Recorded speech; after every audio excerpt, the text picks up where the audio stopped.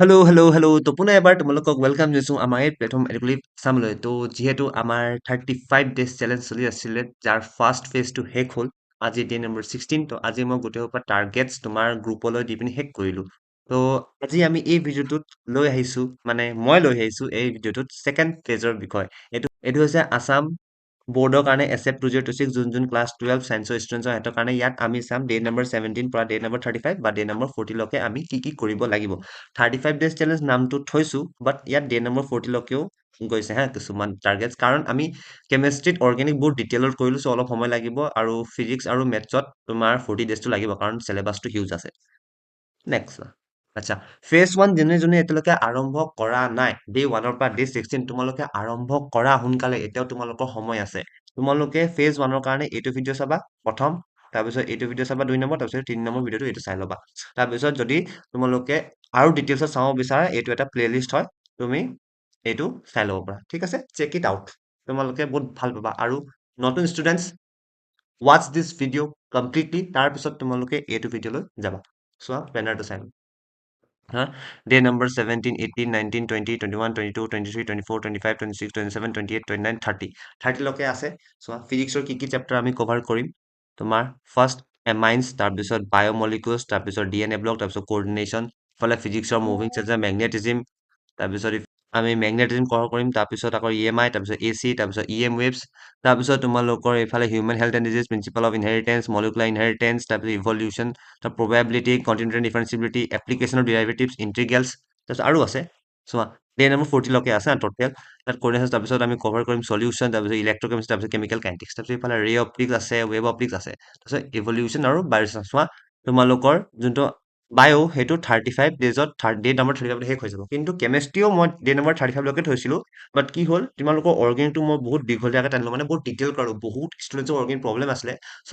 এহেঁতৰ প্ৰব্লেমটো মানে শেষ কৰিবলৈ অৰ্গেনিকটো বহুত ডিটেইলত গ'লো ঠিক আছে তাৰপিছত মেথছটো চোৱা ডিফাৰেঞ্চিয়েল ইকুৱেশ্যনলৈকে ইণ্টিগ্ৰেলছ আৰু এপ্লিকেশ্যন ইণ্টিগ্ৰেলছ আছে ত' এতিয়া এইফালে চোৱা তোমালোকে কেনে কৰিবা এমাইন্স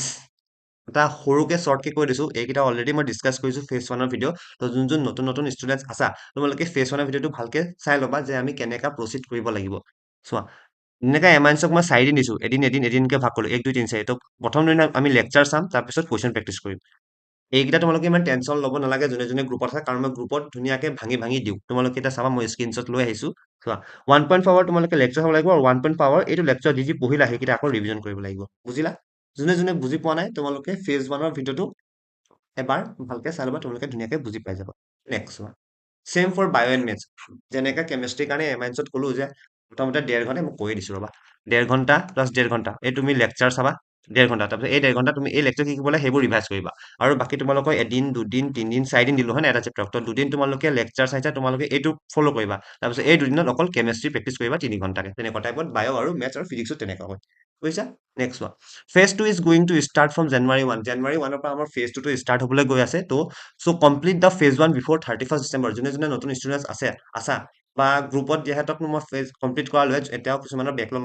লাগি আছে যদি তোমালোকে 31 ডিচেম্বৰৰ আগত ফেজ ওৱানটো শেষ কৰি ল'বা তাৰপিছত join the groups to get day wise target group কোনটো গ্ৰুপ কি গ্ৰুপ সেইটো মই ক্লাছত কৈ আছো চোৱা হাউ উই প্ৰভাইড টাৰ্গেট চোৱা আমি টাৰ্গেট কেনেকৈ দিওঁ গ্ৰুপত থাকিলে এইবোৰ চোৱা ধুনীয়াকে ডে 9 আমি বায়'লজি কি কভাৰ কৰিছো biotech principal and process cover কৰিছো তাৰপিছত তোমাকে কৈ দিয়া হৈছে যে 1 ঘণ্টা 40 মিনিট লেকচাৰ চোৱা 1 ঘণ্টা 20 মিনিট তোমালোকে ৰিভাইজ কৰা চেপ্টাৰটো তাৰ নেক্সট দিনাখন টাৰ্গেট আমি এনেকৈ দিছো তাৰপিছত ডে 9 কেমেষ্ট্ৰি আকৌ ইফালে solve all the in text and example of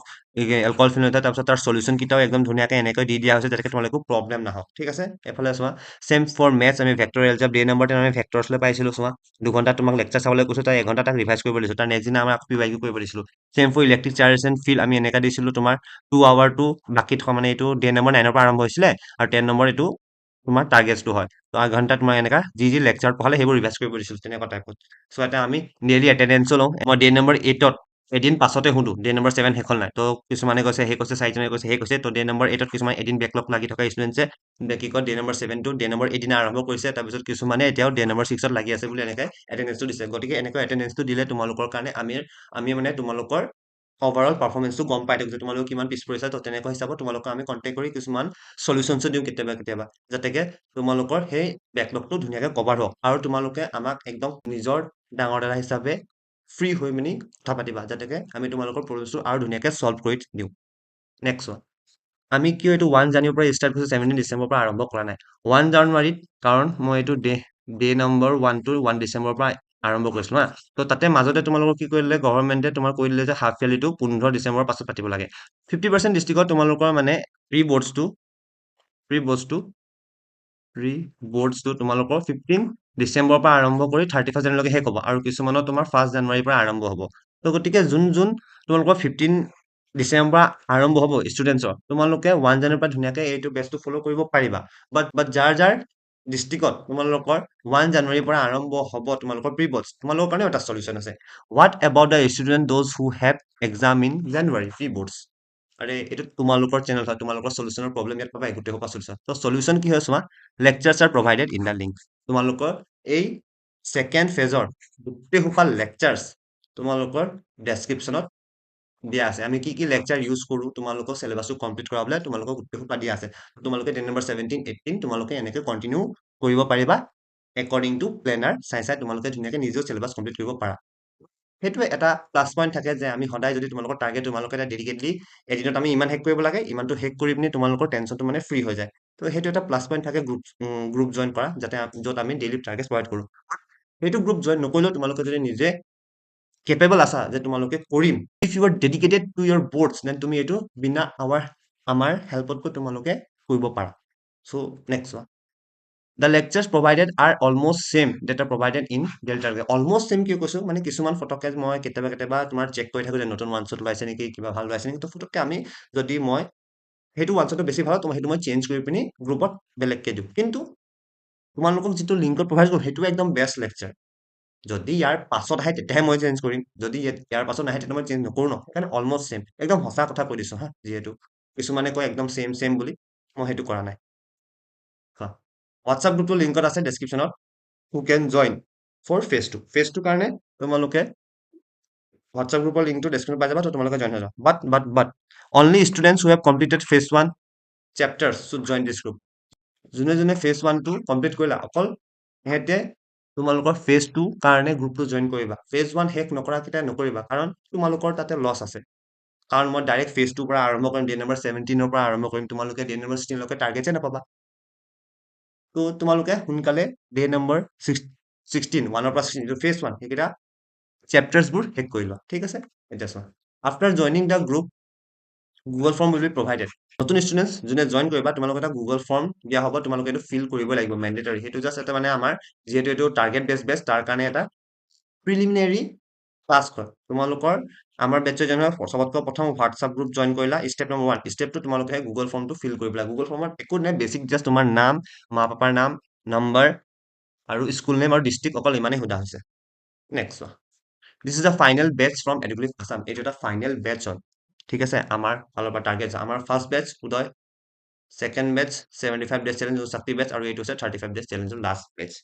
and you still have time, তোমালোকৰ লগত এতিয়া সময় আছে। তোমালোকে সোনকালে ফাৰ্ষ্ট ফেজটো কমপ্লিট কৰা আৰু ছেকেণ্ড ফেজৰ কাৰণে গ্ৰুপটো জইন কৰা। ষ্টিল ইউ কেন স্ক'ৰ 80%, তোমালোকৰ 80% মানে 80% প্লাছ এতিয়াও পাব পাৰা। 80% প্লাছ পাবলৈ তোমাৰ চলিউচন কি হয়, ফেজ 1 আৰু ফেজ 2। ফেজ 1টো সোনকালে শেষ কৰা, তাৰপিছত ফেজ 2 কাৰণে সোনকালে জইন হৈ যোৱা। নেক্সট চোৱা, you are getting a chance, you are getting a last chance actually, grab it or lose it. তোমালোকে এইটো লৈ লোৱা চান্সটো, বা ইয়াক যাব দিয়া হাতৰ পৰা, ইটছ ইয়ৰ চইচ। নেক্সট চোৱা, ৰিকুৱেষ্ট কৰিছো, share this video' to your friends. নতুন ফ্ৰেণ্ডছ, ফ্ৰেণ্ডছক নালাগে, তোমালোকে জাষ্ট হোৱাটছআপ ষ্টেটাছ লগাই দিবা, ভিডিঅ'টো লাইক কৰিবা আৰু চেনেলটো ছাবস্ক্ৰাইব কৰিবা, যোন সকলোৱে নতুনকৈ চাইছা। নেক্সট চোৱা, this is your channel, comment your problem. তোমালোকে নিজৰ প্ৰব্লেমটো কমেণ্ট কৰিবা, আৰু তোমালোকে তাৰ চলিউচন নেক্সট ভিডিঅ'ত পাবা বুলি একদম বিশ্বাস থোৱা। তোমালোকে প্ৰব্লেমটো কোৱা, সেইটো প্ৰব্লেমটো মই চাম, তাৰপিছত তাৰ কাৰণে ডেডিকেটলি এটা ভিডিঅ' তোমালোকৰ কাৰণে বনাম। নেক্সট চোৱা, any doubt message me on WhatsApp, your name,